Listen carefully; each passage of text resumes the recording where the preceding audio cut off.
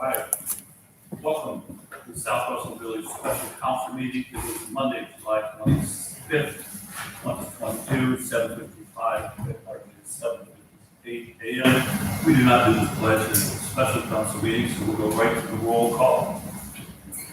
Berger. Here. Canning. Here. Kavanaugh. Here. Lindsay. Here. Porter. Here. Bob. Here. We are the ordinances and resolutions. The first one is financial. Yes.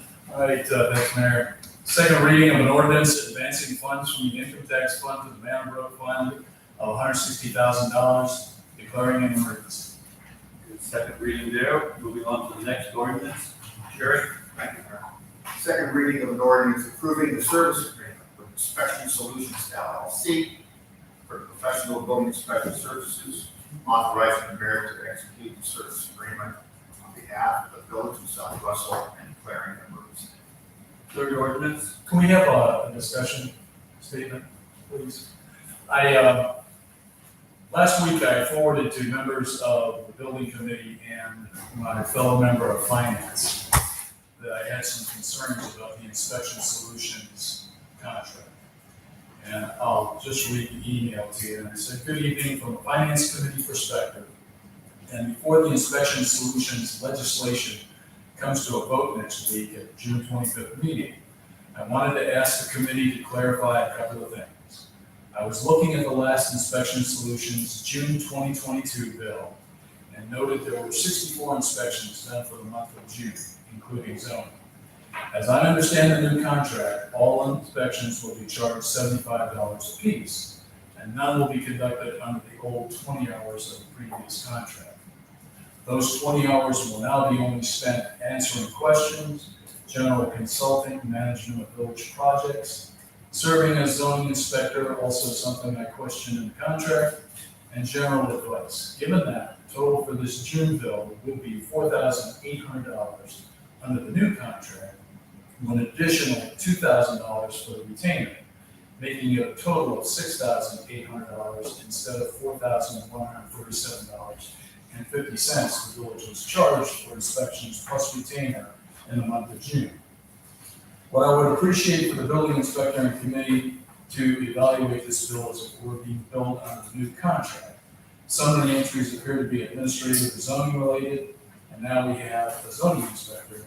And I was curious whether it would be all charged at $75 per inspection as stated in the contract, or somehow broken out, and if so, what items would fall under 20 hours and which would not.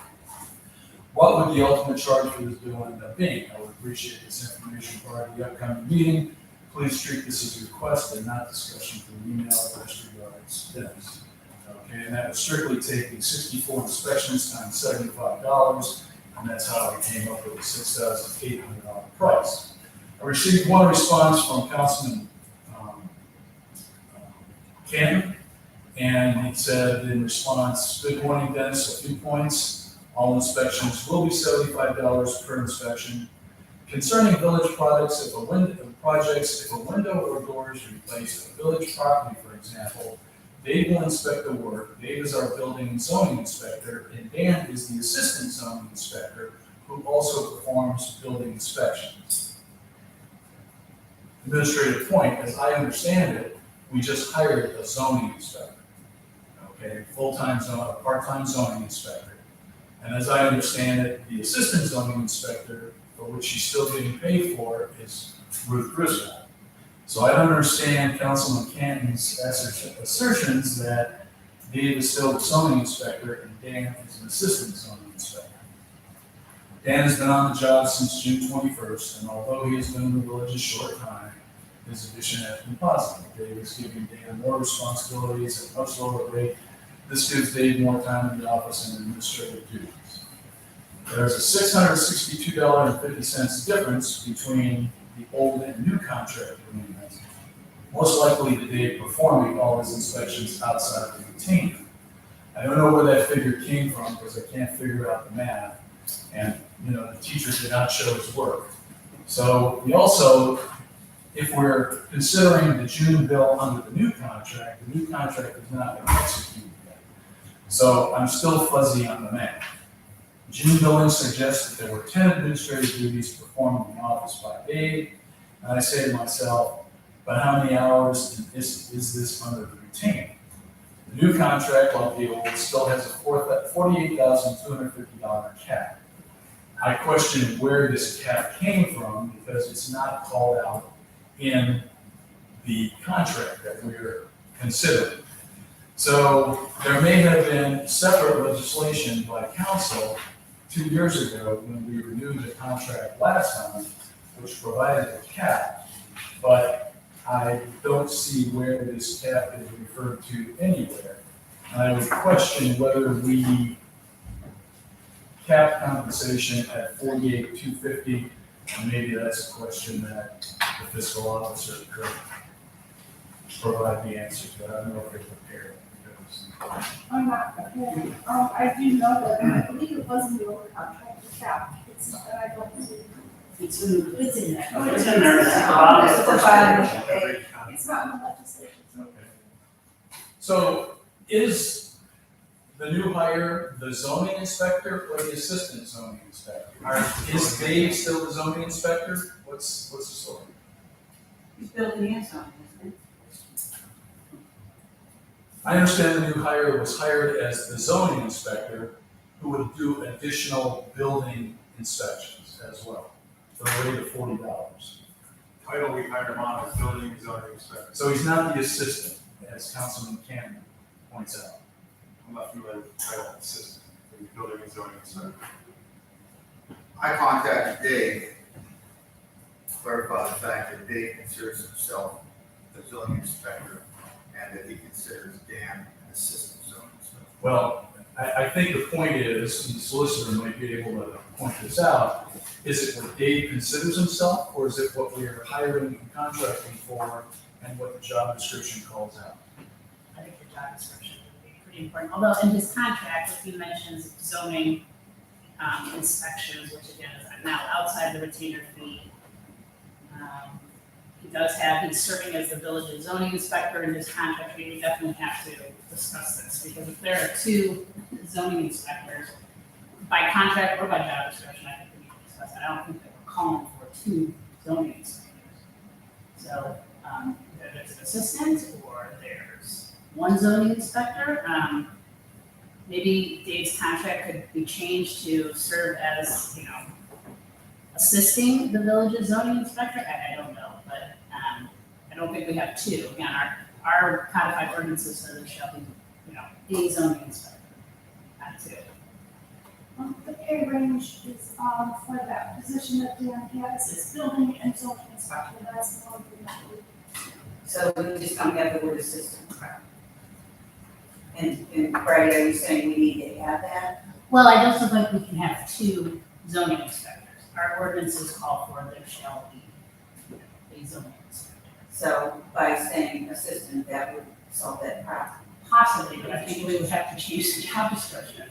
Or we change Dave's contract and ask him to not, there is in here in the new contract, well, I don't know if it's in the old as well, I think it is, but it definitely says that part of the retainer is to serve as the village's zoning inspector. Well, and quite frankly, until we hired a zoning inspector, I understand that that was, a part of the contract. But now that we've hired a new hire, is that put in because that's the way it always read? Or is that because we don't have that? I think, Again, I think it's attention to detail in the contract. agree. I think the current agreement still had served as the village's zoning inspector. I don't know if I have the one before that. I think it's been like that for a bit. Right, I interpreted the zoning inspection language in the forthcoming contract, meaning that if Dave does zoning inspections, that's how he'll handle the building. Meaning when Dan's not around for whatever reason, Dave can step in for that purpose. Then I think that should be very express in the contract. Because if you read it, again, it's up to 20 hours per calendar month to answer questions. provide general consulting, manage village projects, provide general advice, and serve as the village's zoning inspector. So that needs to be addressed. We do not have two zoning inspectors. Again, per our ordinances, unless you like to amend the ordinances, which I don't recommend. Where's that language we're just talking about? So that, Wait a second. Under retainer fee. it's the very first one, yeah. Number one, under the retainer fee. Okay, So, Mark, I would suggest cross out the words "and serve as" in the second line, then say, and say, provide general advice to the village's zoning inspector. I think that would work. And I think that clarifies. Hey, Chris, read that again. How about doing the whole line? So we're all on the same page. So, well, paragraph one, section one, under retainer fee, I propose up to 20 hours per calendar month to answer questions, provide general consulting, manage village projects, provide general advice to the village's zoning inspector. Any hours beyond the 20 hours per month will be billed at $75 an hour. How's that sound to you, Solicitor? I would just include an and before the word provide general advice. But other than that, I think that sounds fine. There's one other thing though. I don't think I apologize. I don't know that I realized that Dan was also hired as the building inspector. So now, do we technically have two building inspectors? He's capable of doing those. So what part of the, we're into some real fine points here, what needs to be changed? Well, he was hired specifically so that he could fill in as the building inspector and receive compensation commensurate with those duties. So yes, he was hired on as a building and zoning inspector. I thought he was the building official. No, according to this, Dave is our building official, which makes us a Yeah. certified department. Dan is more assistant. And I'm just, again, in our codified ordinances, I think we just have one building inspector or one building official. And there are assistants, as I recall. Sure. Just like when previously, right? When Laura was doing it, and Dave was on contract. So is there any clarification that needs to be done on that matter, there, Solicitor? Let's see what it says. We change the job description to assistant building. And then, so he's the zoning inspector, the assistant building inspector. Right, I think we do need to change.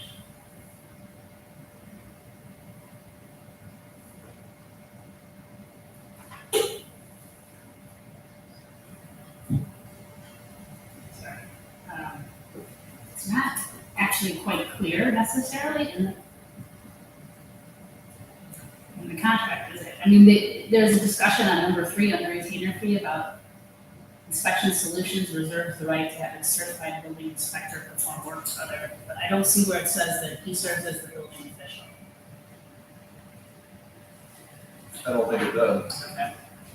Okay. I just would hope if we're going to send out letters or anything like that on village letterhead and who's signing what, it should just be clear as to who the building inspector is. Who's signing those, that sort of thing. So if we need to, again, kind of decide who is in what area as far as assistant to or serving as, I think we need to maybe clarify that with respect to Dean's role. So how do we go about doing that, right?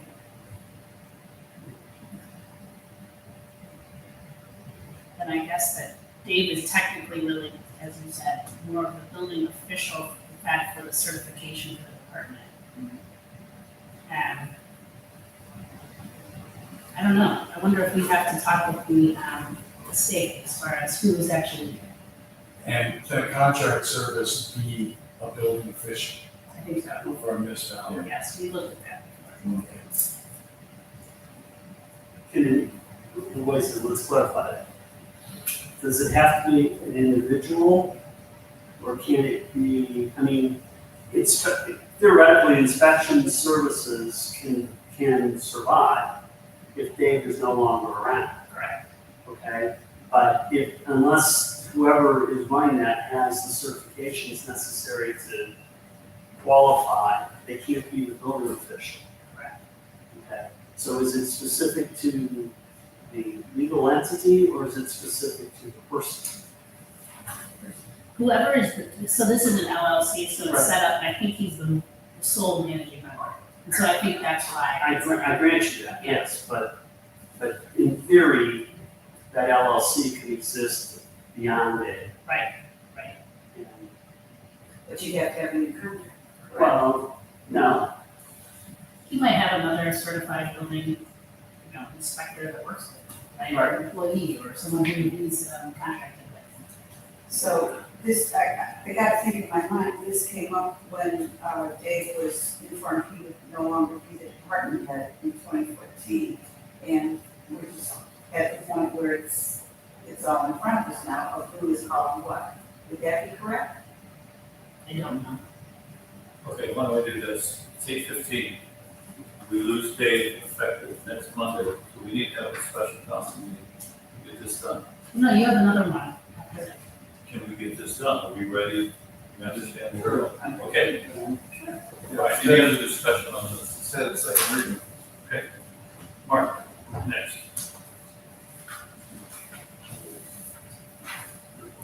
I'd like to introduce and consider for adoption an ordinance establishing a capital projects fund to be known as, quote, Chillicothe Road culverts, close quote, and declaring an emergency. First reading.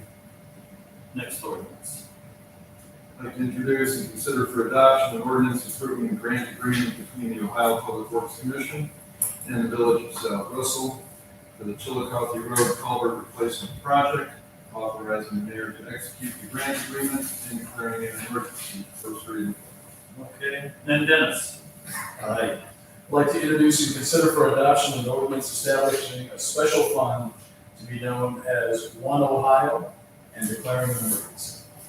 okay, we are now at new other. There's no objection.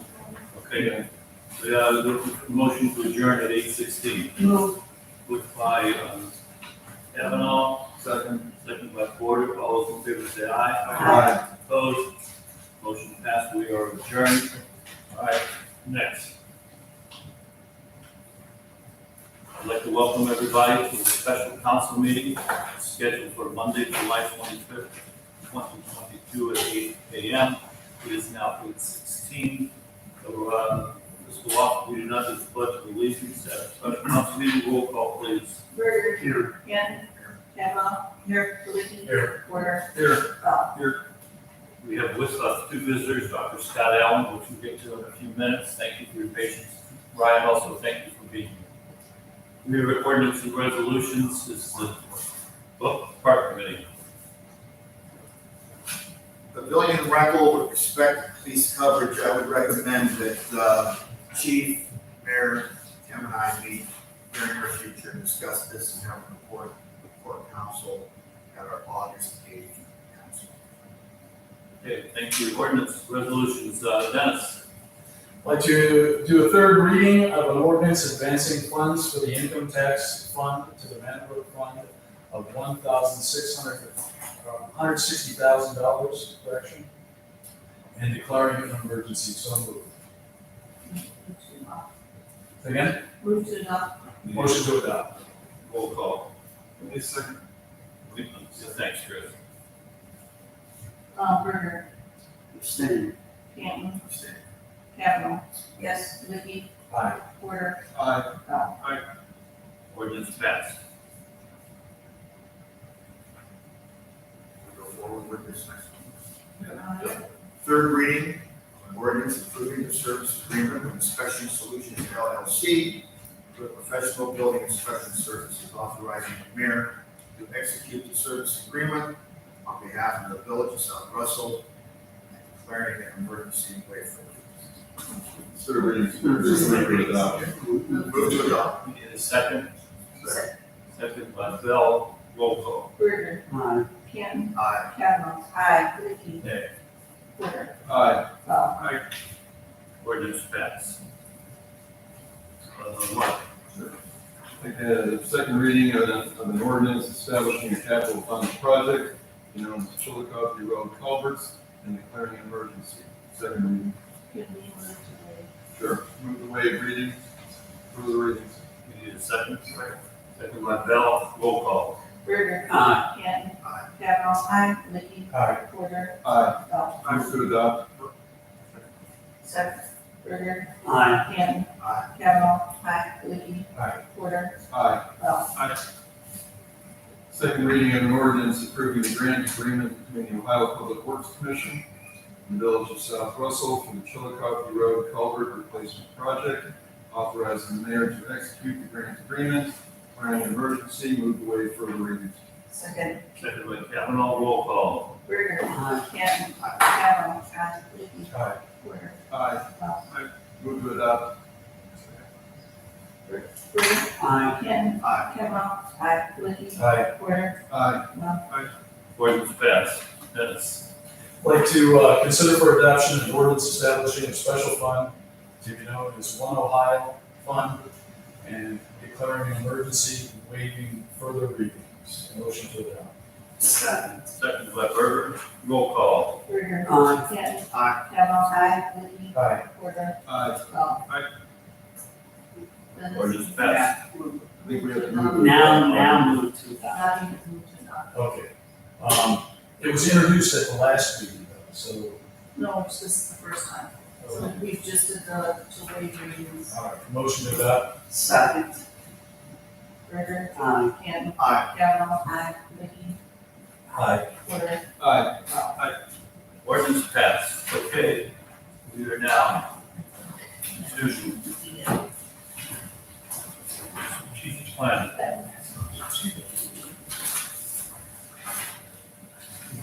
Move to end this session and then go to strategic planning. Or just part of it. Part of the best stuff.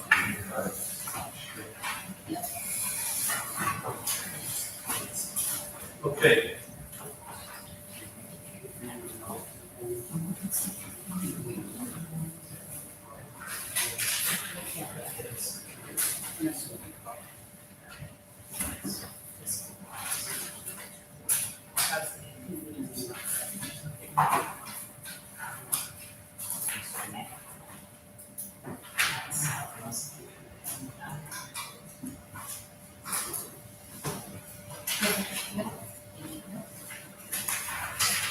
Everybody ready? All right, we have with us today, Dr. Scott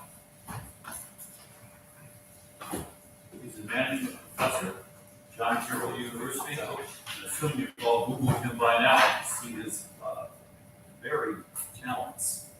He's internationally known for his work. He's a resident of South Russell, and he volunteered to give us 2 hours of his time. My goal hopefully is by 9:30, 10, we're on the road. At 10 o'clock, I do have to leave. I've got Meals on Wheels people that will be hungry if I'm late, so we'd like to be going on this. Now, our goal this morning is not to create a strategic plan. It's just to refresh or learn about what a strategic plan is, how it works, and provide us, give it some ideas of some smart work. What I've asked the department heads to do is that in the month of August, they work with committee members, come up with 2 to 3 SMART goals that we can start looking at.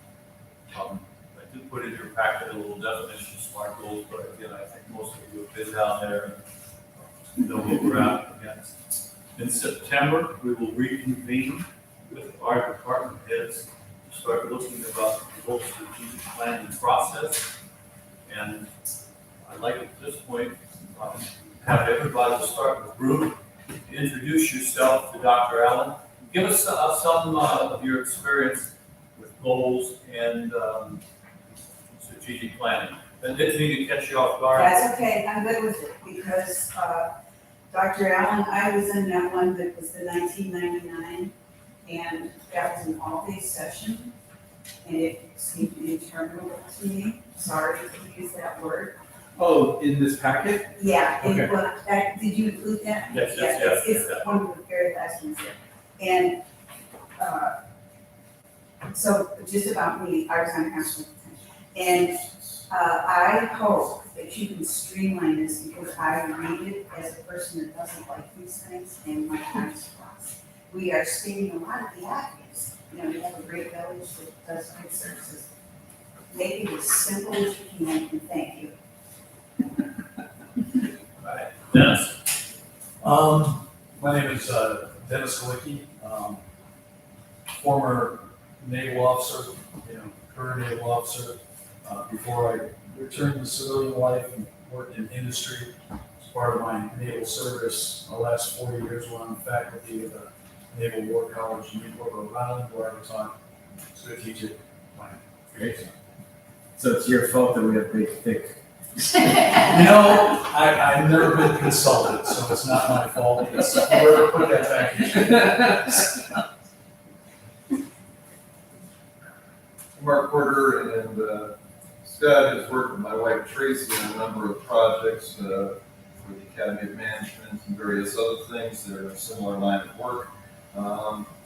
And like Dennis, I'm a former naval officer and been at council for about 16 years. And when I read over the strategic planning sessions that went before, it actually surprises me how many of the objectives we achieved, even though I don't think it was in our minds to go down the list one by one by one by one. But it proves to me that strategic planning is a good way to look ahead, plan ahead. So I'm looking forward to what comes out of this. Obviously, Bill Crimmins, I did 39 years as a public school teacher, administrator. Had a lot of time for strategic planning, SMART goals, have a little bit of roof in me, but I did want to, in the packet, we went back all the way back to 1999 and see what was done. And I just kind of shake when I see 57 different items. I thought, oh, we could get that done. And I think my discussions with Scott already, that's not going to happen. So I'm looking forward to this. Good morning. Thank you for being here today. I'm Jerry Canton, I'm a retired classroom teacher, and while I was at Berkshire. So you did time as well, I can't. Still doing time. Well, at Berkshire local schools, many of the house partners and teaching plan, and we carried it out quite well. Great. Morning, Chris Berger. I've been a business guy for 40 years. I've done strategic planning on a bunch of different levels. I'm a consultant to businesses and continue to do that today. The last 20 years, I've been an adjunct at Lakeland and Lake Erie, teaching business management. So, My first job was at Lake Erie. good place to graduate from. To something else. Chris Bell, 24 years, not to be exact, public relations and marketing. I've done a lot of strategic planning, nonprofits, and also the corporate side. Just finished a complete vision, mission overhaul. The company I work with, strategic planning for the next 5 years. So looking forward to the SWOT analysis and SMART goals. Danielle Rossi, I'm a fiscal officer, been here 15 years, and I'm looking forward to the strategic plan to help with, we're trying to prepare 5-year budget, so. I'm Brian McKinney, I'm so sorry.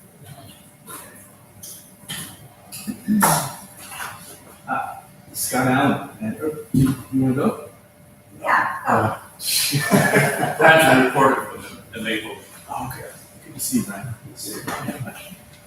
So Scott Allen, I teach John Carroll's in the College of Business, been there since about 2006, and my area of kind of specialization is leadership development. So if you put people in a room and you give them a position of authority, how do you help them succeed in that role? So, love those conversations and fascinated by how to do that worthwhile.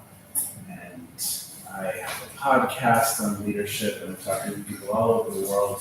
I do consulting, I do work with Fortune 500s to small nonprofits, and I'm writing textbooks to blogs, and anything having to do with the topic of leadership, I'm just absolutely fascinated by. So thank you for your service.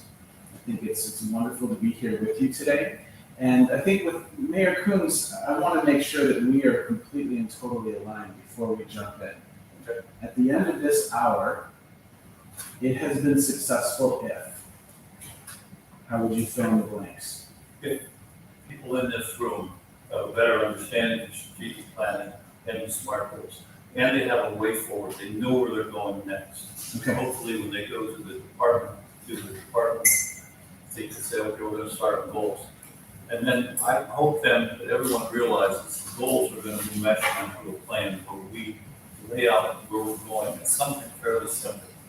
My fear when I said 2 or 3 goals from each department, there's 7 departments, all of a sudden, I don't know, 21 goals. Yeah. I think we're looking at maybe 5 to 6, we can really say, this is where we're going.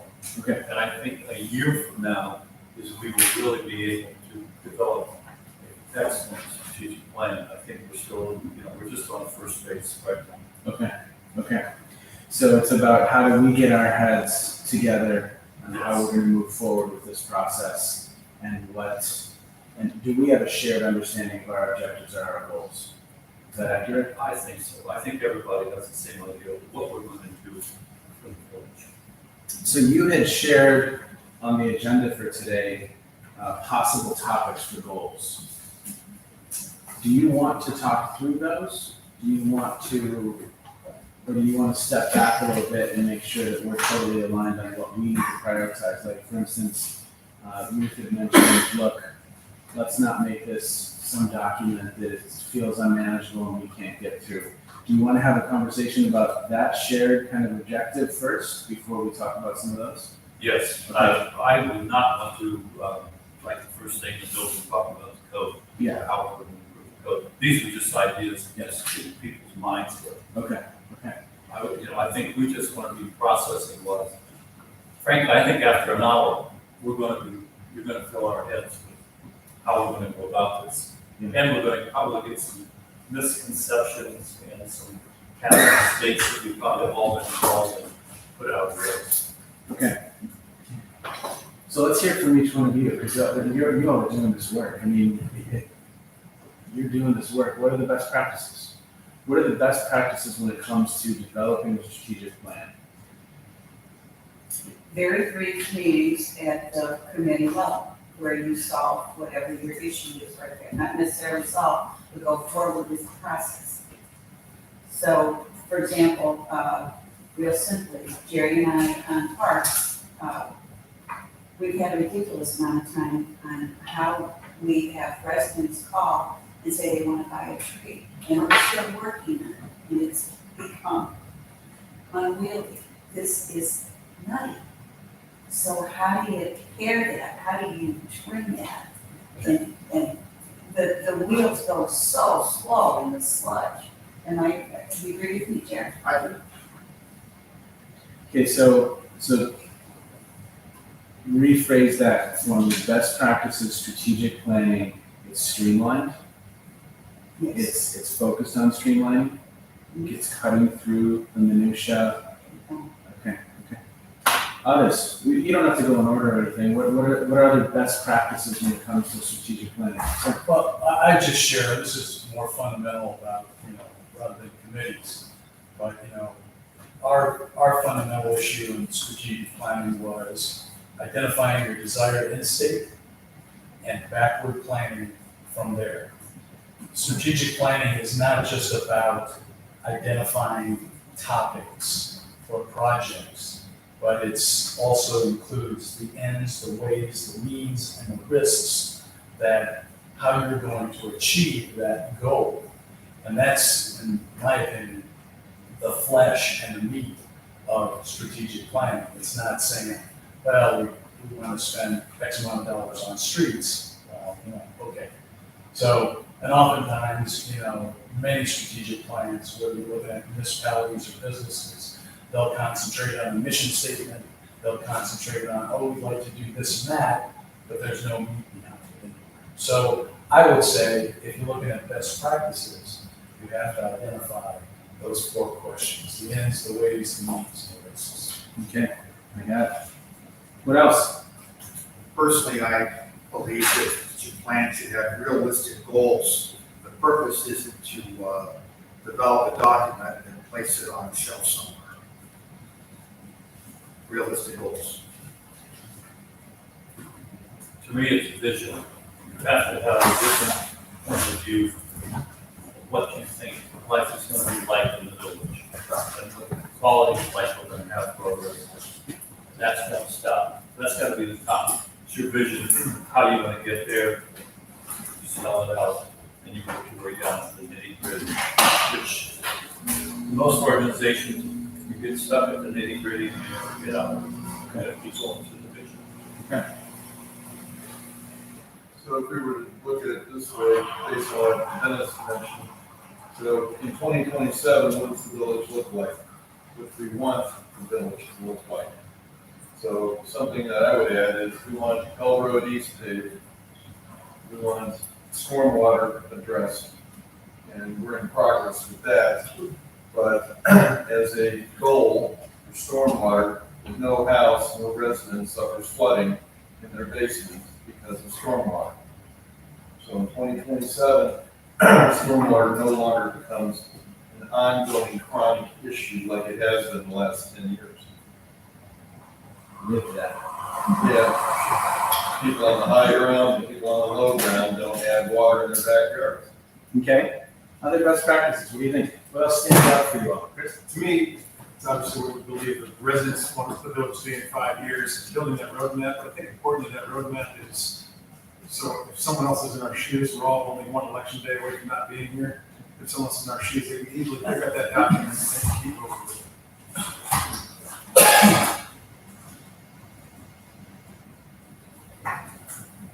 Professor Berger, we're all looking at you. Yeah, I know, and, I'm sitting here and I'm reading the mission statement, which I passed out to you.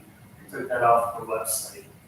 And the problem with the mission statement is it says a lot of nice things, but it doesn't tell us anything.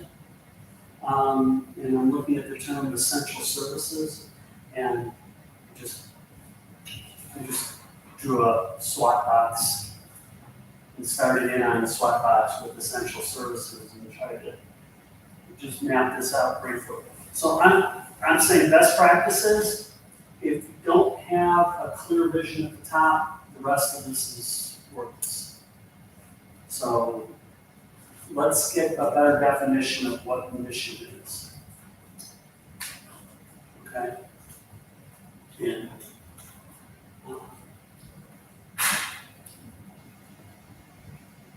This was added for its time. It was probably 20 years old. okay, A 30 roof, do 30. Okay. okay, and I'm not denigrating the work that was done, I'm just saying today, it doesn't address the issues. Okay. And, that's the problem with so many mission or vision statements, is they're these high platitudes that don't mean anything. And let's get down, what is it that we do? We serve the people, okay, how? And let's dive from there. Great. Other best I have practices? a point, I'm from Warren, and if you go back to Warren in 1960 compared to today, I don't think one politician ever went to a business in Warren. So what can we do as a city to help make it more successful? I saw so many businesses with the population. I'd like us to promote business in our village a bit more. The businesses that we do have are small businesses. Whenever my wife and I do visit small business, we do visit them. We support them, and yes, how's it going? How are we doing as a council? What can we do to make your business better? I think that would be a good goal. Okay. Other best practices? Involve the stakeholders, the residents, the employees. So business owners, residents. Business Okay. Yes.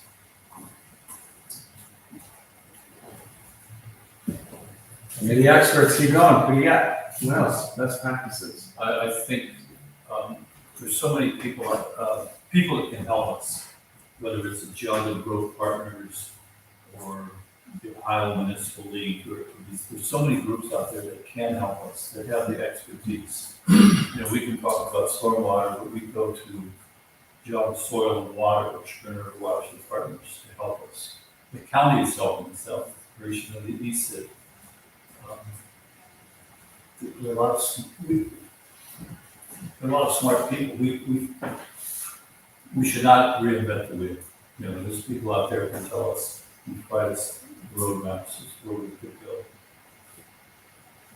I think one of my concerns, being that we're elected officials and not full-time employees, is that I'm fearful, and this is probably from the new guys, you guys probably know better than me, that any strategic planning will be too top-down. And I feel like I need more feedback from the people who are here every day and work here every day, because they know this place better than I do. Yeah, would we consider them as stakeholders as well? Absolutely. Yes. When I was reading the content material, the handout here,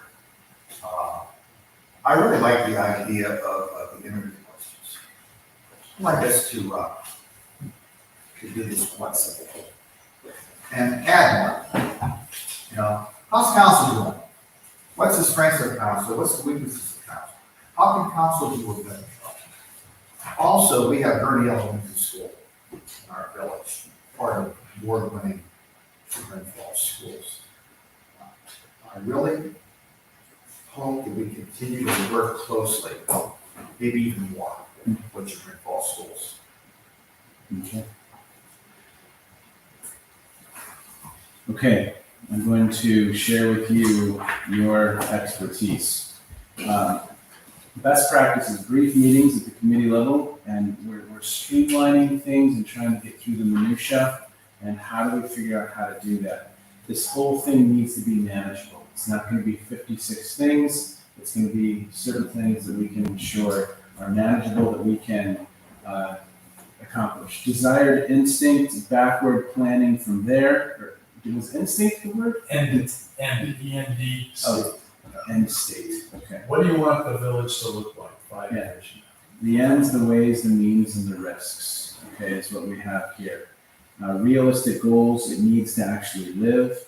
What is life going to be like in the village in 2027? What do we want the village to look like? Do we have some specific examples? Flooding is no longer an issue. It's not a thing. We fixed that. So we have some visioning that's occurring. Our stakeholders are at the center of some of our work, but residents are kind of at the center of our work as well. So the stakeholders are involved in the process, but ultimately who are we here to serve? We're here to serve the residents, and we're keeping them kind of central in some of our thinking. Someone can pick up the document and it's not some gnarly, hairy, challenging thing that no one can understand, that no one really wants to read through, right? That it's manageable, that kind of goes along there. We're promoting business and promoting those stakeholders, seeking out the help of others and getting their expertise as well, right? Yeah. The only one here I would add is, for me personally, how do your own systems change a little bit to ensure that that plan lives? I heard it said it's not a binder on the shelf, but how do we engage with the plan each and every time we're meeting so that it is a living document, and we shift kind of how we do our work in certain ways so that it can live. It becomes part of our weekly, monthly conversations, part of the goals and objectives of the team and the staff.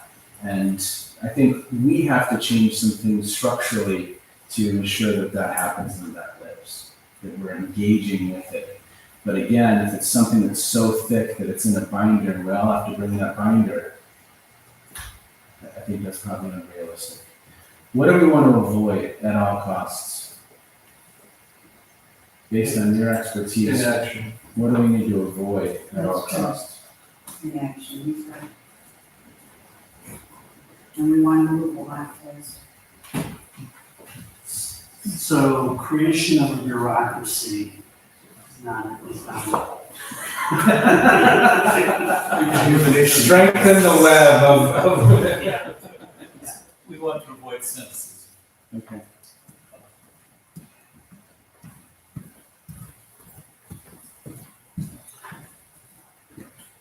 So avoiding inaction, avoiding slow movement, avoiding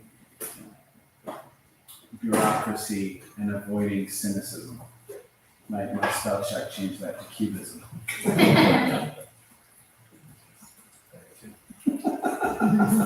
Which is probably, we don't want that either. What else? What else do we need to avoid? Egos. Okay. Good luck with that, Jerry. That is your cynicism. Right. That It's cubism. is cubism, yeah. I think we're scarred from their last. I think we all are. Avoiding FIFOs. Okay. How do I spell FIFO? FIEL. Exactly. With the cubism. It's yours. It's yours, so it doesn't matter. What else? I don't know.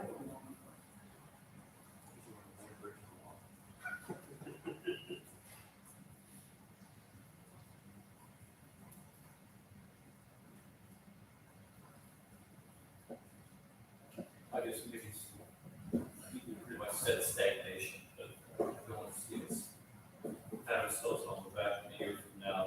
Oh, yeah, we did that. Go. Mayor, we were talking a little bit ahead of time. I think there's some necessity to have a 5-year plan for budgeting. But are we focusing some of our efforts on 5 years, or are we breaking that down into more manageable, shorter durations so that we have clarity on our priorities? I think to start, we need a short duration. Let's make sure we all know where we're going. There's a lot of work that's been done already. People prepare for 5-year plans, but I think once we come through with how we're going to go about this, those 5-year plans may change. Or how we got there may change. Again, it could have been top down. This is what I want from my department in 5 years. And the department may not need that every month. I don't know how you would term this, and it's not, avoid is the wrong word, but if your employees are happy, it serves the village, they're going to in turn treat the residents the best way they can. If they're not happy, or they have an issue that goes unresolved, they're not going to be having employees, and therefore they're not, the best face is going to be public. So, again, way too many words.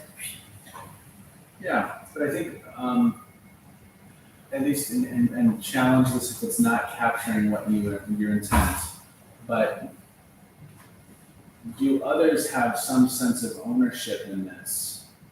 That it's not just something from on high, that, again, some of those stakeholders, and one of them being our employees, that they have some sense of ownership in this so that there's some level of enthusiasm for doing the work. Is that? That's a necessity. If they don't feel that they're part of it, they're gonna be looking elsewhere. I have an example, I guess. Monday morning, our guys do rounds, they drive around. And, they'll come back and go to the building department. This has occurred over the weekend. Jones has got a roof, we know about so-and-so's getting a driveway. But please do the same thing. Something's going on. And I think that shows the ownership and the willingness to be a part of the team versus, the hell with it. This is sinkhole there, I'm not gonna tell anybody, we don't want to do it. Yeah. But I think we have the opposite, of people who say, hey, this is kind of good.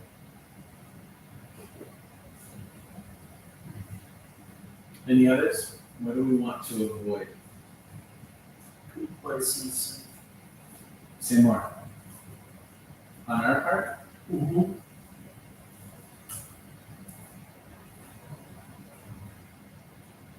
Give me a little more. What do you think? The idea that this is good enough. It's never good enough.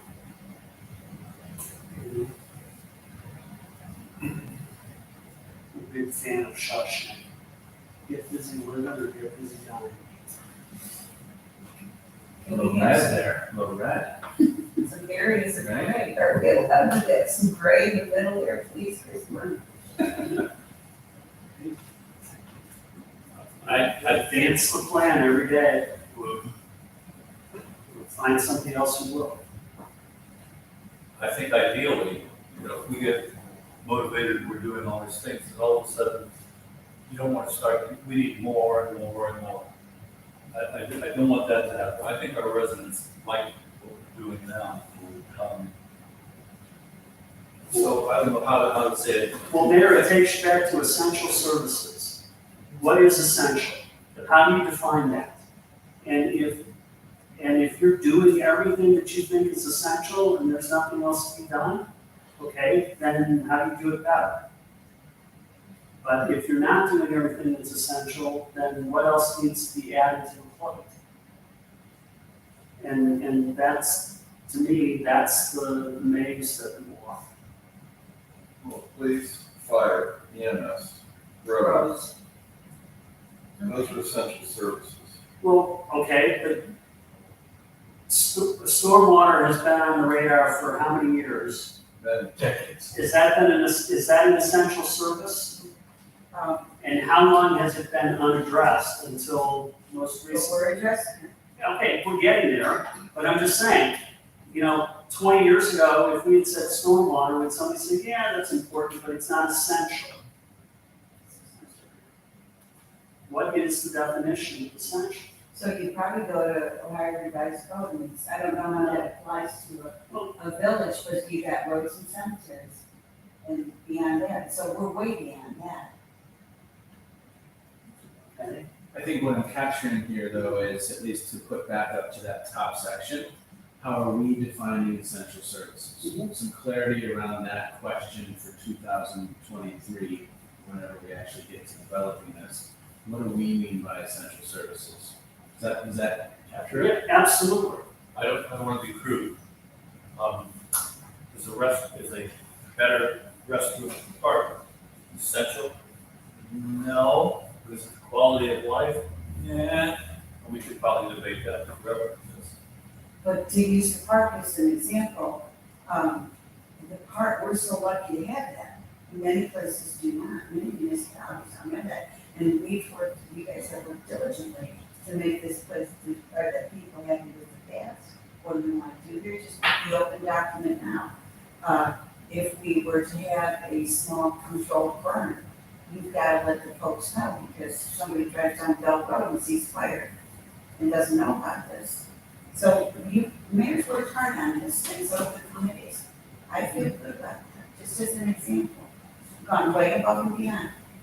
The concerts, I think, to the mayor's point, if you wanted to talk about park and essential services, you may want to use phraseology like, providing recreation opportunities for the residents, but you wouldn't drive down to providing a restaurant. That's kind of like in the tactical needs. You want to have that more strategic look, a little higher altitude, if you're defining essential services. But I captured the spirit of that statement, like, a discussion around what are essential services versus quality of life versus, and how are we defining that? Having some clarity on that, I think, can help inform the path forward, correct? Absolutely. What else do we want to avoid? angry residents coming to meetings and we're unprepared.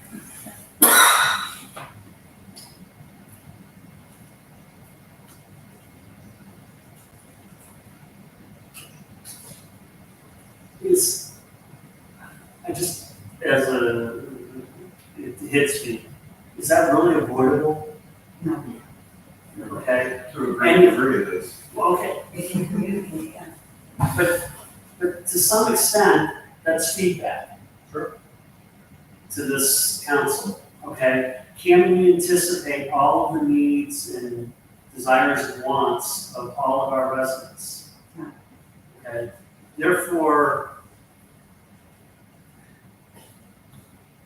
having someone upset voicing an issue probably isn't a problem. Maybe if they're expressing an issue that we are unaware of, it might be a problem. I mean, we should never be caught off guard. But the fact that they're here and they disagree with an action or inaction of council is probably healthy. Another thing that, too many government agencies, they believe they have all the answers. And when I was a full-time teacher, I realized that my students brought with them schema, they brought with them life experience. And I would promote that they had to share that experience in conjunction with our lessons. You're a great example of this. I think we should do more of this. Welcome people in our community who has the expertise and educate us, work with us. We work with you.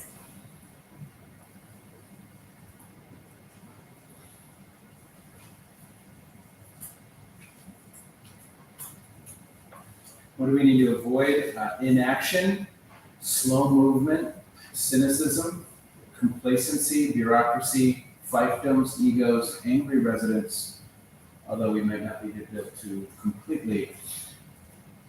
I think the spirit of that comment is we don't have our act together, so people are angry, correct?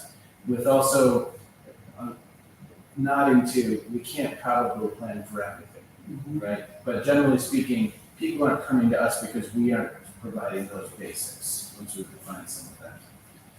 And then breaking the law, isn't that, Chris, yours? We want to stay within, yes, of course.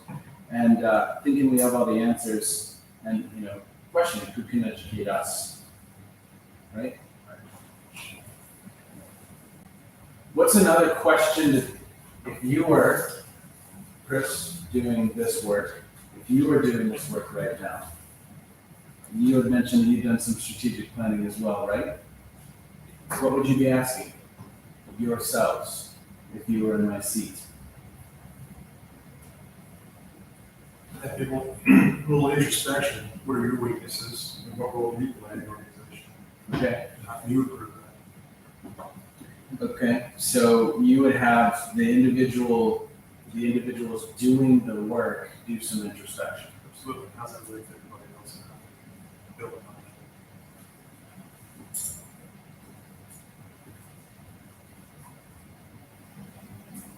What would you be asking a group like this if you were me?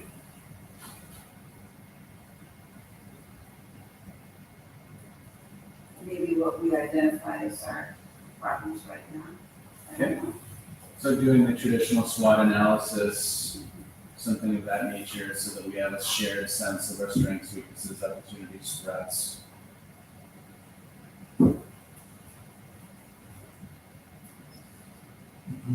Introspection, SWOT analysis. What else? What would you be asking this group? I'd be asking, council, what have you accomplished while you were on council to make this a better village?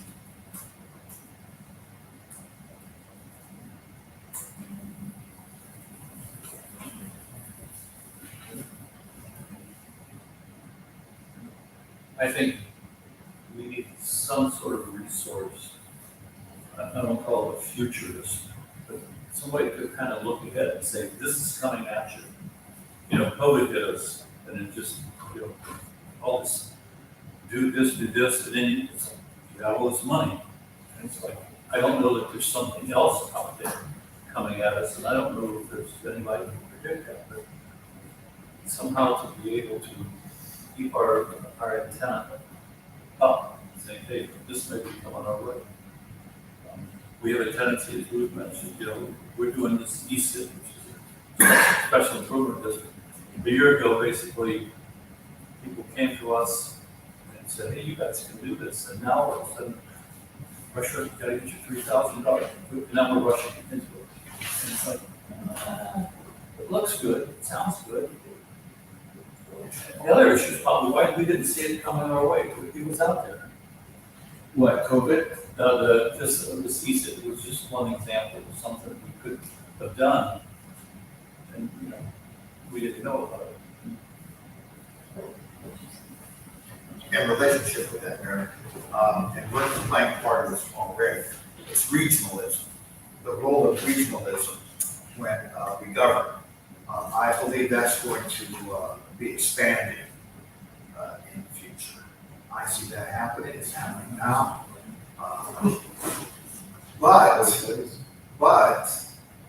it has to make sense for South Russell. My opinion. What else would you be asking this group?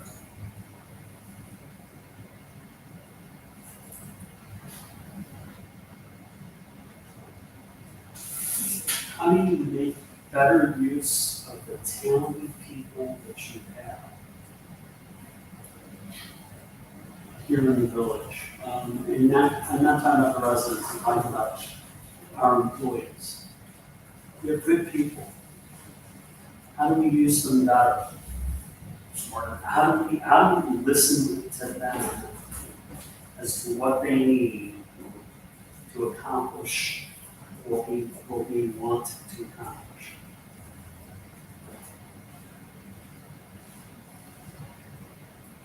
And that's a good statement, but don't you think we already do that, Chris? I think selectively, So improvement. they're the people on the front lines, they're the ones who are doing the work every day. Yes, that's the How do we support them better? Do we solicit their feedback right now? In any structured way? I'm just wondering. We have committee meetings that we talk about these things, but, you know, the problem is as a council, I mean, we jump in and out. We spend a couple hours and then we're off to something else and we come back to it, you know, in a week or 2 weeks or whatever. And there's no consistency in our direction. At least it's my own personal criticism. Yeah, I don't think we want to have council there full time. No. So we need to use our people better to accomplish the goals.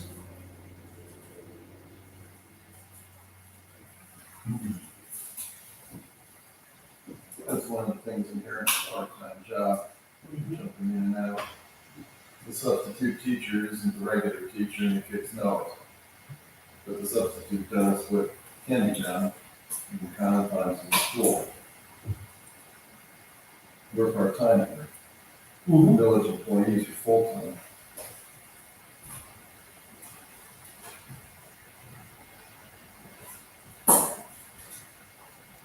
One thing I would note is we should maintain our focus on certain things that can be done. I was looking over the strategic planning sessions and back in '99, stormwater is not an issue that was identified. It was mentioning sewer projects, but not stormwater. Well, so there's a basic mention of sewer stormwater. 2012, no mention, but the biggest thing after personnel was a leash law for the park. And so that brings up, there's stuff that's at the side. And in reading over the minutes that are online, that leash law business, that's when I, wasn't here and wasn't paying close attention, but reading that, you guys spent a lot of time with that, with residents that were determined to have no leashes and those that were determined to have leashes. And it was just recalling what was in the Stray Valley Times at the time, and you got through it. It seems that things can become important over time that weren't. Stormwater is one of them. the leash law was resolved, and that's not an issue anymore. The park is managed pretty much by the park committee, but it seems to me that the big projects, we have to maintain focus on over a 5-year period. And we're doing stuff with stormwater now, and it may succeed. But 10 years from now, it may not be adequate. So it's episodic. And then, so you deal with those as they come at you. And I don't know how to put that language in either. I think Mark's point is, though, we have to have certain issues which you consider, again, those essential areas. And, clearly, if you look 30, 40 years back in the minutes, stormwater was still being talked about in council. So, we have to keep the eye on the ball on certain issues. I think to your point, Mark, stormwater in general has to be in focus and, what they do for, whether we should have surface or not. Well, stormwater management should be an essential service, like police, like fire, EMS, and roads. It's come to that point. 30, 40 years ago, it was mentioned here and there, and what are we gonna do about drainage on this property and that? But we never saw it as a village-wide problem until, I don't know, 5 years ago, maybe? After Chelsea got done. We passed the levy in 2017 to take on 5 biggest roads, and we took some of the money from the roads and started on some. And looking forward, those are big ticket items. Like paving Bell roads east and west, it's on that level. And that requires strategic planning, which I think is why this is a good session. Maybe we'll be able to remove it from the discussion after we complete our projects. Let's hope we're that lucky. Scott, can you go back and remind me what your question for this section was again? What would you be asking this group if you were sitting in my shoes? Maybe one question we'd ask would be, why do we want to serve? Why have we chosen to serve? Okay, I'm gonna place that in the introspection from Chris's initial, but yeah, I got it. I might ask, what is our role as elected officials as we interact with departments and full-time employees? What are the yeses and nos for our service with them? And as a new board member, I mean, maybe you might not have that knowledge right now. Okay. So even there's potentially some education, whether it's to Mayor Coons. So there's an organization in the state called OhioX, and OhioX is dedicated to helping the state of Ohio become a tech hub and friendly. So Lieutenant Governor Houston is very supportive of OhioX. And when Intel comes to Columbus, and there's conferences on health tech that's being actually hosted by UH coming up, but there's GovTech. For anyone who's never heard the term GovTech, it's like FinTech or InsurTech or Health Tech.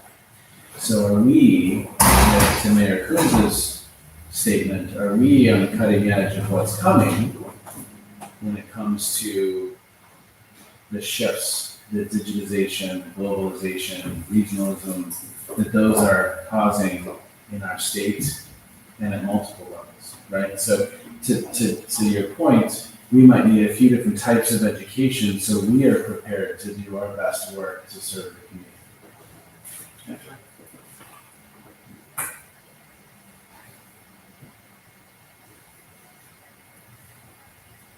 Along that same line, I think one of the questions is, what's changed? What's motivating you to be here this morning to talk about a strategic plan? What are those issues? And the tech interface, I think, is a great line. What we're doing at the building department in terms of the software and the availability for the residents and contractors to interface with that technology. is something entirely new. I mean, to get information that otherwise is only been available by walking in the door of the building department and asking the question at the counter. Now it's going to be available online. It's a dramatic change in the way we interface with our constituents. What else do we need to do? Because that's the way people operate today. What's changed? Oh, yeah, and it's changing rapidly, right? Mhm. Sensor technology, IoT, AIoT. I don't even know what those are. Sensor technology is simply, your Toyota used to have 30, and now it has thousands of sensors on it, or Tesla, right? And really, everything is becoming connected, whether it's our street lights, going to be communicating with cars, to, if you talk with Goodyear, their tires are gonna have sensors on them, and they will text City Hall to let you know that there's a pothole outside of Gurney Elementary. That's what you need, Bill. Texts coming in all the time. So all of that's coming. I mean, that's what Goodyear's thinking about tires right now, that they're gonna have sensors, that they're gonna be smart, quote unquote. And all of that's happening, right? Cars talking to cars talking to lights, all of that's. Well, you're right about people's expectations too. I mean, for example, people with the Amazon experience expect 2-day delivery. No, same day. Yeah. Right, so Same- right same now, hour. I ordered a charger for my daughter's Chromebook at 10 p.m. Friday night, and it was at her house Saturday morning before 7. So for, Right? I mean, yeah. yeah. So, for example, if my company doesn't ship it out within 24 hours, people get tracking number, where is it? Dude, this is a big system, we're not Amazon, hold on. Yeah. And the next question is, why not? Exactly. Yeah. So people's expectations, while realistic or not, to a small entity like South Russell, those are the expectations, and how we fulfill those expectations to the best of our ability. I still fear, concerned about the groundswell in the community about stormwater. And I fear that when they cut all those trees down, but I want to make sure there's only one tree that was considered valuable. I expected the tree huggers, my wife, and others to be in here saying, cut down trees. And you got a lot of people saying, I don't have a stormwater problem, so hey, that's their problem. And I don't know that that's out there. And I'll give you another example, because we talk technology, we said a man come in 20 different questions about the flock cameras. Okay, About what? the flock, these radar cameras. We put 8 cameras up, $20,000. Bang, bang, bang, bang, bang, he got 20 questions, and I thought, here's just an average citizen who just wanted to know about these cameras, and are we doing the right thing? Our levies passed at 6, police levy passed at 8%. We renewed a road at over 75. So I don't want to keep patting ourselves on the back, but I think we're probably doing okay.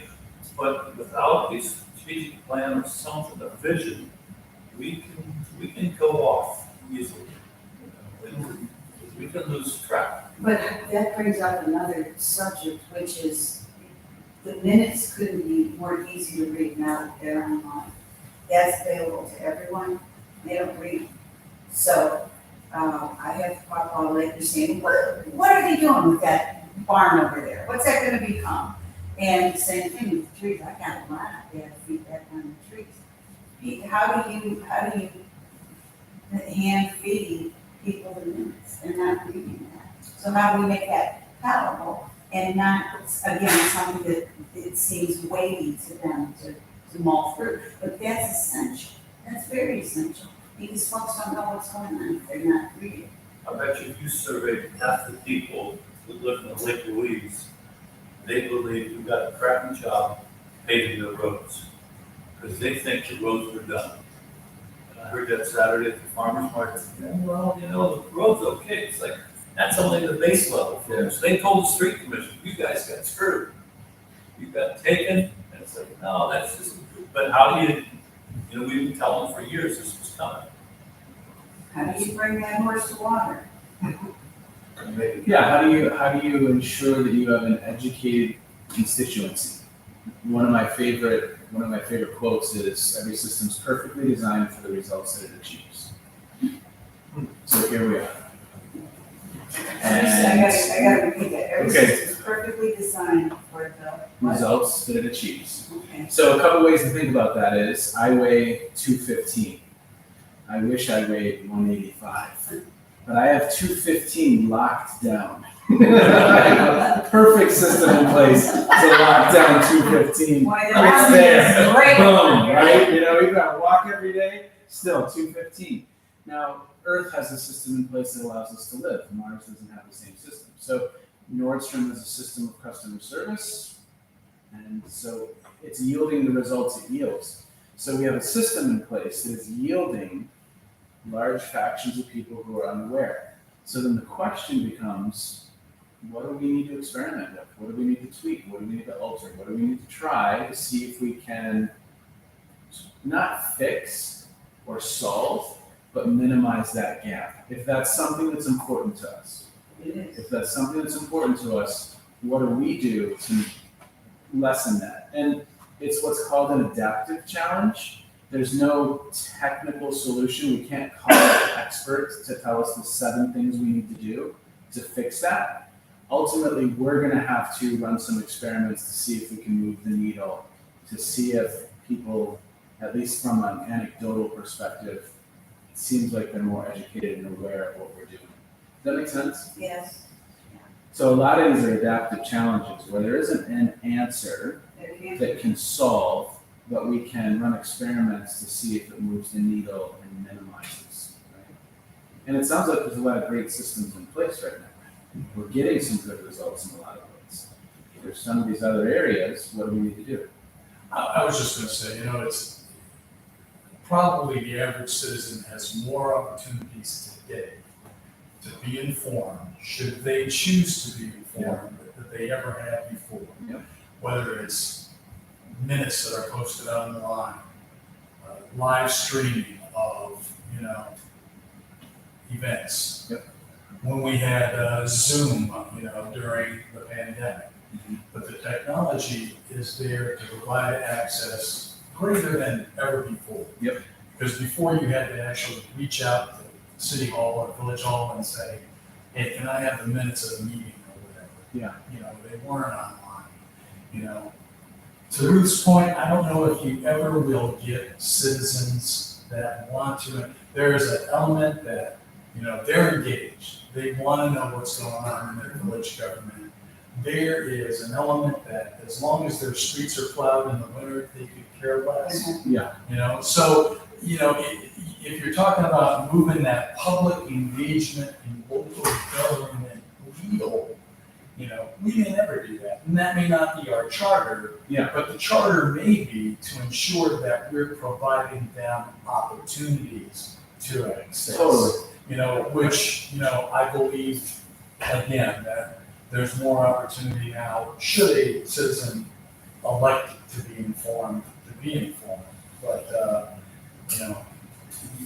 you can bring a horse to water, but you can't make them drink. Exactly. I mean, if we chose that one of our priorities was to, you could frame the question in different ways, or frame the objective in different ways.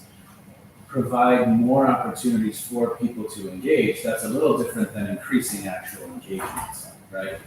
Because, some people can't even tell you when election day is. Yeah. Regardless of what election it may be, they just don't know. Yep. A couple of years ago when, the government changed the primary election dates, they originally changed it from March to June, back to April.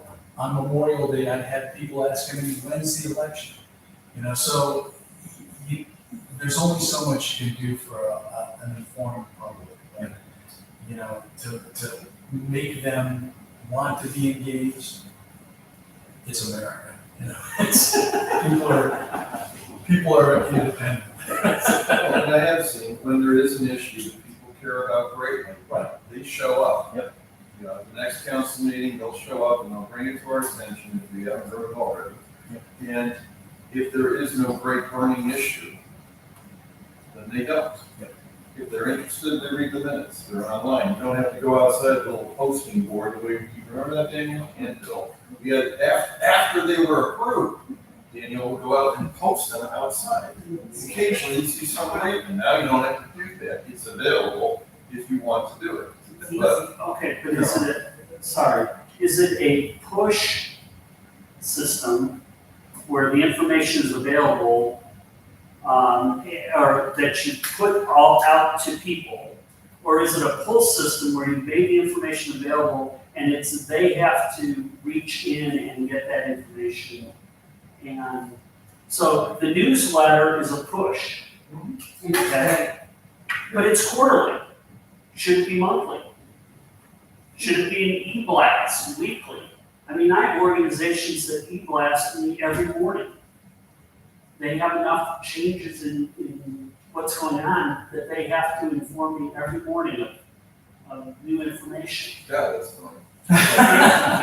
Yeah, but, okay, But it's a question. but it's a question. Yeah, It's also, we say, well, we'll email you.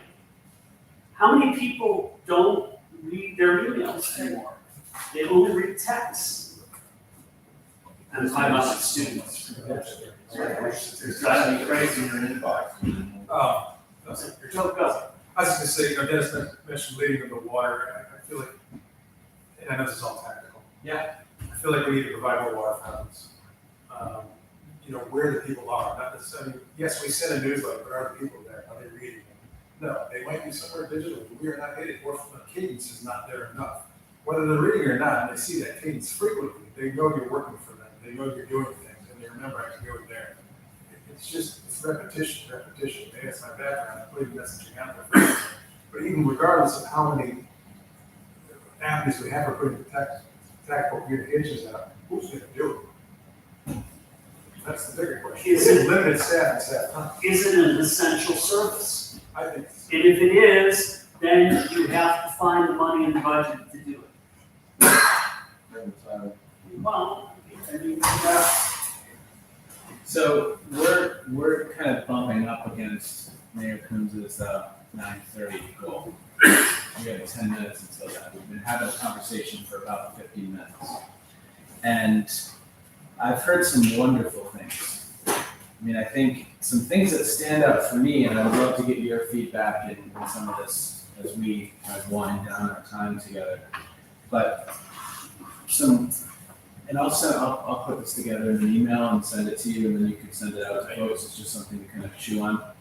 Because basically we've just kind of discussed three things. That I asked you one question: what are best practices? What do we need to avoid? And what would you be asking of this group, given your expertise in doing this work yourselves? So one, the expertise exists in this one, and these are all what again would be called adaptive challenges. We are building the bridge as we're walking over it, and we are the people who have to identify the experiments we're going to run to see if we move the needle. But clarity around some of these key questions is a big piece of the work. What are those questions that we need to be? And I think sometimes leaders think that they have to have the answers. I think sometimes the best leaders, especially when it's these adaptive challenges, where there isn't an answer to what's the future hold, that's a great leadership question. Some of the great leaders have the best questions. So what are some of those core questions that we have to, what are our essential services? How are we defining that? Because that is a really important, that has a very important ramifications for how we even begin to think about what we're up to here. And if we go in just blindly assuming that's the basic blocking and tackling, well, then that's what we'll come up with, basic blocking and tackling. So I think, so I'm hearing some of that. What are some of those key questions? And one of those might be, what do we need to learn? Another might be, what do our people think right now? Another might be, what is it that, how are we defining essential services versus nice? So some clarity around some of those things, I think that work is important. Now, I would argue that could be one of your goals for the coming year. I don't think that, every strategic plan has to start off with mission, vision, values. No, that could be in year 3. we could refresh the mission, vision, values. I mean, I know the arguments against that. I know the arguments against doing it that way. But I think if we have some of these key questions answered in the beginning, I don't know that it has to start with the total redefinition, that it always has to be in that order. I think it can be, but I think how we prioritize some of this work is also going to be kind of interesting, given what you want to accomplish. But if it's 5 or 6 things a year, and maybe 30 things over 5 years, what order do we do these things in? I would also, for you, I think something that I didn't hear today, which is just a consideration, I didn't hear today, wouldn't it be incredible if? Wouldn't that be just awesome if? The conversation always goes to sewers and road paving and, again, basic blocking and tackling, and I get that because it's essential. And what would excite you all? What could you all, when you're out in the community talking with people, say, you know what we're thinking about, which is really kind of interesting? I mean, what maybe it's the kind of sort of pro-business initiatives that we have going on. I don't know what it is, but that's another key question. What would make this work exciting? What would make this work fun and interesting? And, wow, yeah, this is what we're doing. I was working with a local organization whose leaders have started a emerging leaders group. This is the bench strength for the next generation. And this group was trying to figure out who they were going to be. And their ideas went to like monthly meetings. And there was no energy in the room because everything they came up with was just kind of more crappy stuff. Like, who wants another meeting? But what they were putting into motion was just not exciting stuff. So I at least just kind of would have that be a key question. What would be really exciting? What would make this fun and interesting? And that shifts the work for you, and I think it also shifts the work for the team. So that's something that I would just place on your radar. But I think you came up with some wonderful, wonderful ideas around what we need to avoid. I think some of the questions about some of our own introspection, of course you can do a SWOT analysis. Some of that's very, very important. The questions are on what do we need to learn? How do we put a system in place that acknowledges that we are part-time, yet we're just plowing through the objectives and accomplishing really cool things? How do we do that work? That's another key question for me. We're part-time, we aren't doing this full-time, but how do we ensure there's systems in place that allows us to really just serve the residents of this community in a really incredible way? We're doing that to a certain level now, and that might be the level we want. If it's something we want differently, what else can we experiment with? What can we try? So for me, as you read my notes, what I hope you come down to is an exercise around what are some of those key questions we need to answer. And giving that its due, giving that the time it kind of deserves, and creating space for that to occur. Because I think it's in those conversations that some of this will clarify. Some of those exciting things might emerge. And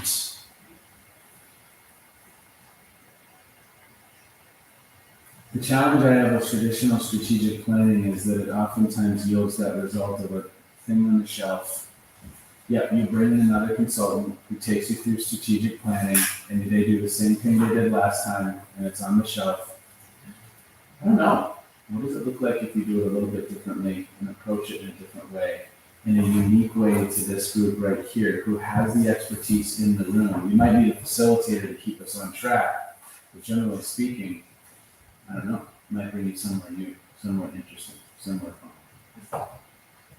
So, maybe one sentence from each one of you of something that needs to be underscored based on what you heard today. This is not anything more than a sentence to kind of close out our time together. It's 9:26.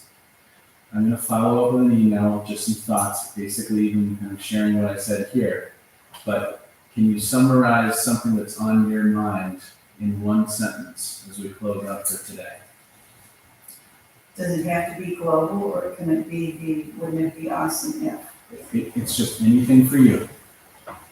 if we finally got that damn bike path that we've been talking about since 1992 and a way to get across 306? I'm right at Bell Road, Buffalo and Bell. Bicyclers, there was one there and one of those back pedal, probably like a $2,000 bike going up the hill this morning. And I'm putting the bird seat out and I'm thinking, I'm not even out of my pajamas, for God's sake, and this guy's going up. They're there all day yesterday, bicycle guys. And we don't have, we need a space for it. Very expensive, but Okay. it's my awesome thing. I don't want. Okay. Sir. I'm struggling, it's just that, I keep going back to, what do we want the village to be? And, what are those, again, essential services that we are providing to the community? So, because there may be some essential services that the citizen feels are essential that we may not be providing. So, and again, it's, just what do we want the village to look like? Who do we want to be as a village, as an organization? So, Yeah, and what were those different stakeholders? How would they answer that? And how do they define an essential service? Maybe it's a bike path. Totally wouldn't have been on our radar, right? Okay, awesome. Sir. I would like to see a concrete definition of essential services. Okay. What do we mean by that term? And specific conclusion of what they are. You still say Ohio Revised Code. But it won't mention the bike path. Not at all, or Christmas tree pickup or leaf pickup, so. We can check out the playground. Sir. I'm going from the other point of view. This little piece of wood, this little globe here, I'm going way back to one of those probably 1999 strategic planning sessions where someone gave them a globe of wisdom. Basically, I learned today, we're loaded with talent. Yes. We're not snobbish like the Yankees, but we have a lot of talent here. So we can get a lot done as long as we figure out where we're going and what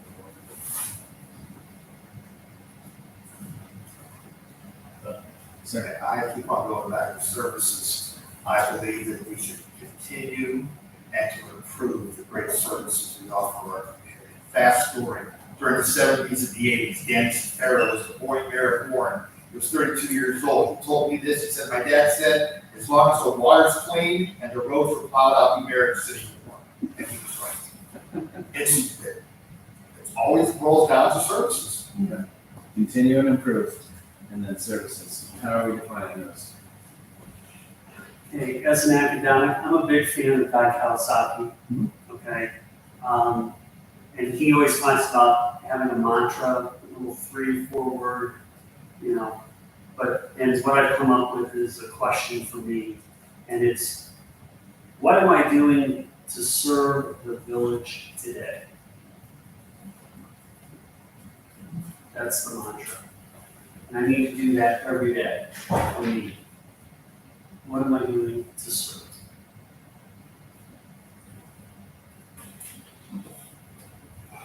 To me, I'd really like to identify who we are as a village, who we want to be, and celebrate that, and distinguish ourselves from the surrounding communities. I get so tired that we're considered Spring Falls. We're not. When I read an article in the paper that says Spring Falls resident when you live in Kensington Green. When I read Spring Falls business, when I know it's over Industrial Parkway, over there, it drives me bonkers. Like, no. I read an article last week, it started with, the village has decided, that was the beginning, this is Chagrin Valley time, it started with the village started, what village? I know what they're talking about, but no, let's let people know we're South Russell, this is who we are, and this is why you should identify us as always South Russell, not Chagrin Falls. You mean it bothered you that Mayor Tomko had a ribbon cutting ceremony at the school salvage facility in South Russell? Yes, he did. It probably bothered me more that he didn't know he was in South Russell. Well, that's a post office property. When you got a post office that takes in Auburn, Bainbridge, us, Yeah. well, part of Norland Hills, it's huge. Well, that's why people celebrate, hey man, I live in South Russell, I'm not sure, well, I live in South Russell. Cranes last week, number 7 wealthiest suburb, Northeast Ohio, South Russell, Ohio. People want to be. It blew me away, first of all. Northeast Ohio?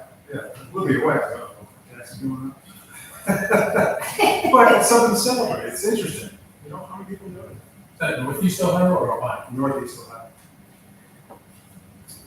Well, There's some pretty it's, impressive things in there. it's an interesting. How about you two?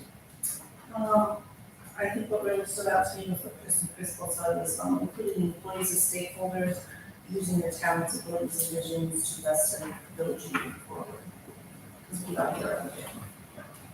And, you know, using the long term.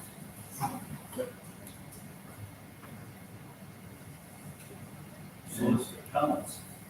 I think it's all good. I mean, what they all said, I agree with every single one of the sentences, so unfortunately, that's a paragraph. Sorry. Okay. Good. 9:33. I will follow up with some notes for you all to consider as you continue to move forward. As I started with, thank you for your service. Thank you very, very much for your service. And I'm excited to see what comes of this. Thank you again for being here. Yeah, we appreciate it. Okay, if you look at your agenda, the last item is item 8, talk about upcoming meetings. So we're asking that your August committee meetings with your department heads, 2 things I'm going to ask, and they'll have a written form that they have to fill out. One is going to deal with any possible conflict of interest. Knowing we need to do this yearly, what an employee does, where the, you know, they may own another business that we're trying to do business with them, which would be a conflict. Hey, Mayor, The second, I apologize. I don't see this on the agenda that was listed with the special purpose for the special meeting. oh, okay, Hey, maybe we could do this in an email or at the next council meeting. Okay. send the other meetings, you can read the other meetings that are coming up. All right, we have a motion to adjourn at 9:35. Moved by Kavanaugh, seconded by Second. Porter. All those in favor say aye. Opposed, we are adjourned. Thank you, Brian.